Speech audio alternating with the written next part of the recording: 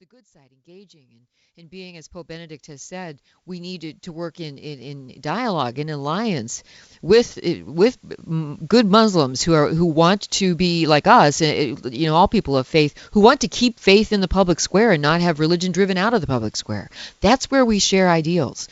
But then we also need to understand what it is we need to do and not be afraid to confront it when it poses a different sort of threat. Well, the fear of that keeps a lot of people from acting, or makes people act in a way that is not sensible.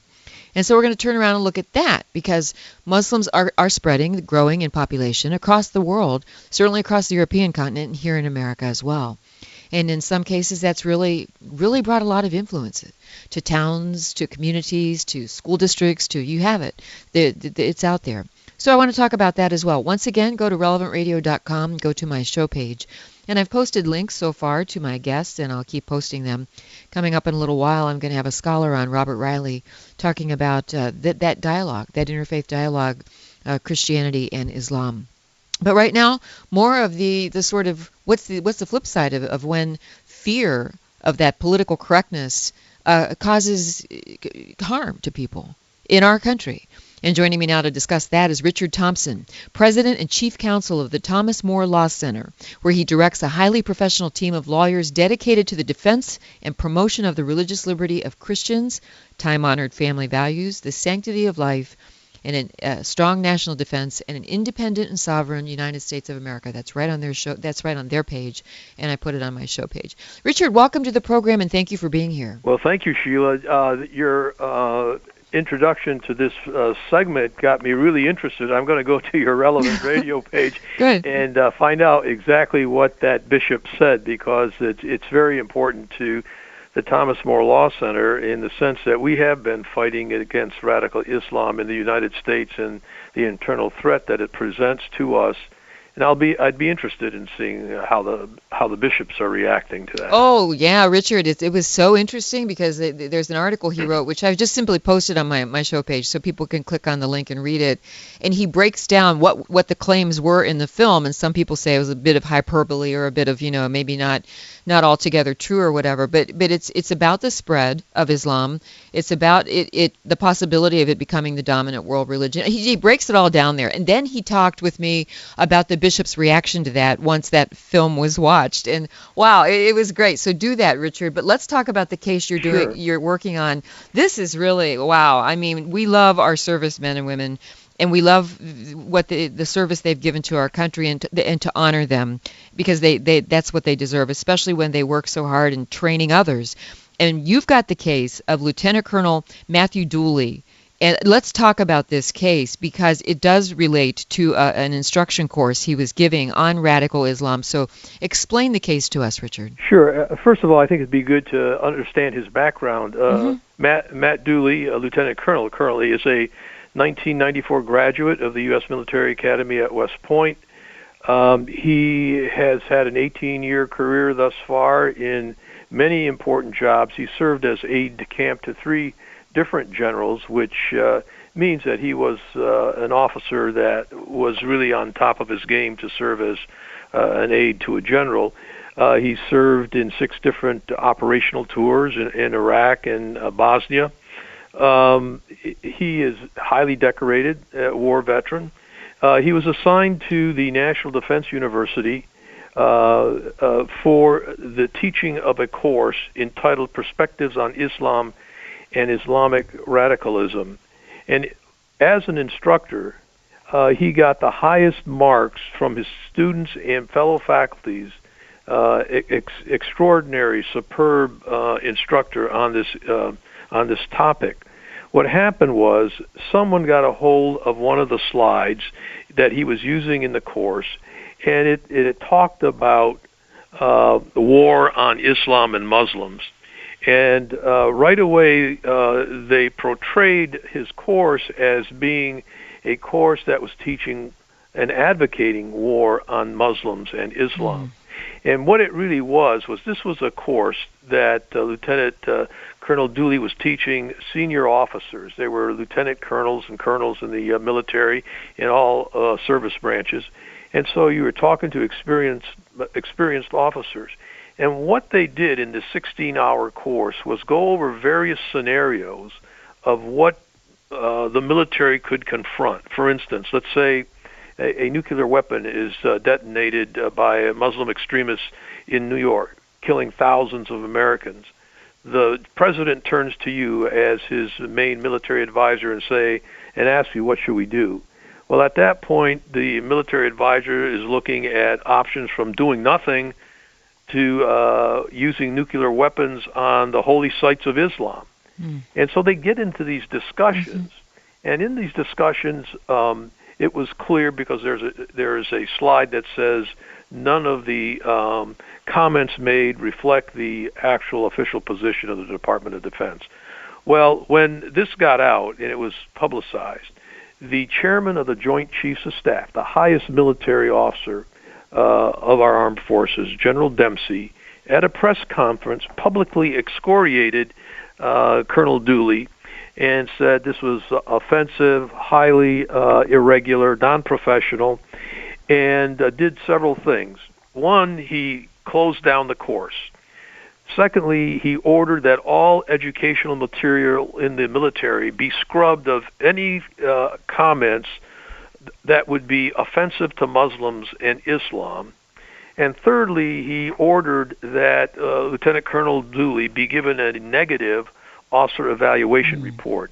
And to explain that a little bit to your listening audience, an officer evaluation report is done once a year, and it's the primary report that will determine the officer's promotion, upward advancement. Up to that time, every one of his officer evaluation reports listed him as outstanding and said they should promote him to the next grade as soon as possible.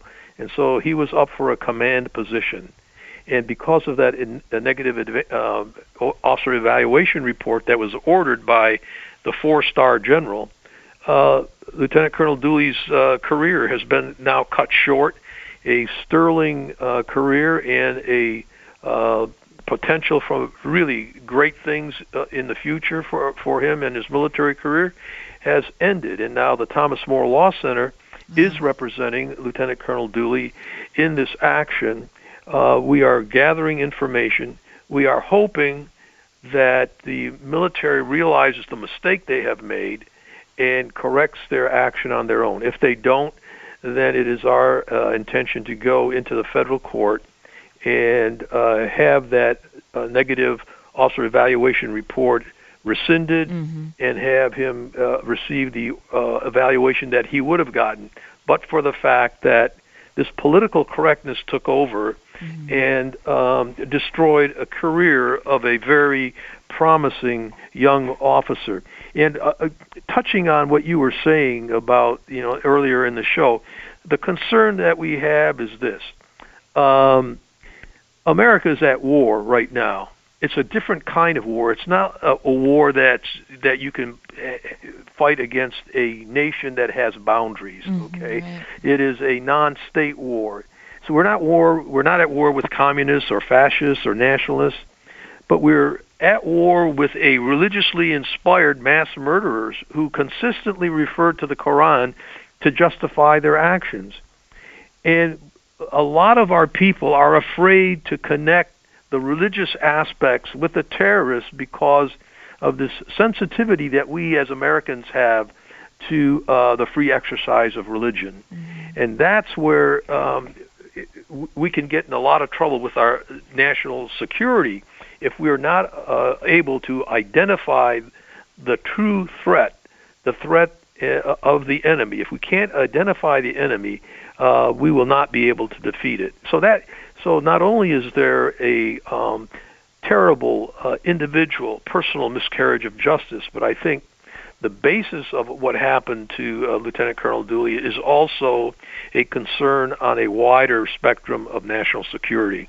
Oh, wow. Richard, that's bringing a lot of clarity to this case, that it is both a personal miscarriage of justice, but it's a threat to national security when you can't teach this. It's astounding to me that this was, did you say, the chairman of the Joint Chiefs of Staff, General Dempsey? Yeah. So did he take it upon himself? Was there pressure, do you think? Well, Or do you know? oh yes, a lot of pressure. Now, number one, this follows the heels of a letter that was signed by 57 Muslim organizations that Okay. was sent to the White House, and copies of it were sent to the Secretary of the Department of Defense, Department of Homeland Security, and the FBI, and they demanded that all training material that is offensive to Islam or Muslims be purged from the training material, and all officers or trainers who instructed using that material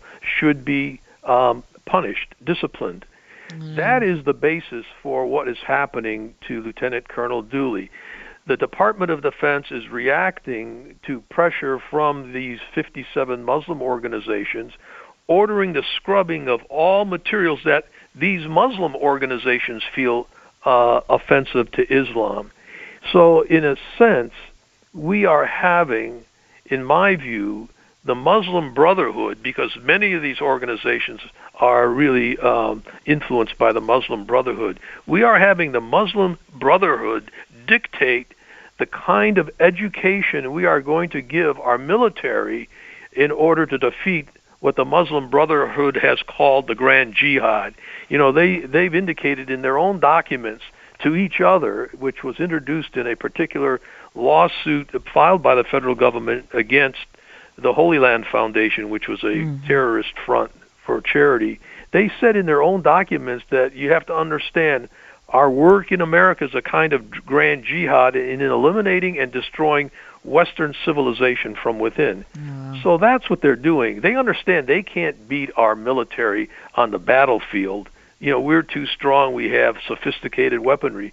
But what they're doing is they're declaring an ideological war on our people, and they are slowly disarming us. A lot of, I don't want to get involved in politics, but, the fact that Osama bin Laden was killed by our great military special forces teams, Team SEAL Team 6, did not end the jihad that is being perpetrated on America. In fact, sources tell our military and our intelligence that Al-Qaeda and its organizations, derivative organizations, are stronger than ever. They've taken over Egypt. They've taken over Libya. They've taken over many of the attacks now on Syria. The Syrian government are perpetrated by these Al-Qaeda type groups. So it's gotten stronger because we do not realize, or our intelligence or our political establishment doesn't realize, that this is an ideological and religious war, and by killing one individual, you're not going to end it. And we have to be able to confront it on the ideological and religious aspects of it. Now, I don't know what the bishop said, but if you read the Quran, there in the Quran it's very clear. Christians and Jews and every other religion are the infidels. I've looked at and listened to transcripts of imams talking about what they're going to do to the Vatican. You know what they consider the Vatican? The Crusaders' capital. They still consider the Vatican the Crusaders' capital, and they still remember the Crusades. Well, that's why it's so interesting, as John Allen and I talked about in the first part of the program today, that the Synod of Bishops this week, as he said, it kind of blew the lid off when one of the bishops showed that film that got the dialogue, the debate, going. It provoked quite a debate that's very lively, and they are still engaging in, and they're going to carry it forward. It's one that we all need to have. The bishops need to be having it. We need to be having it. And I'll tell you, Richard, you've brought us up to date. I've posted a link to this whole story that you gave us on Lieutenant Colonel Dooley. I posted on the show page so people are aware of all of it, and we're going to follow it and have you back real soon to continue the conversation. Well, thank you for having me on your show, Sheila. Thank you so much. Richard Thompson from the Thomas More Law Center.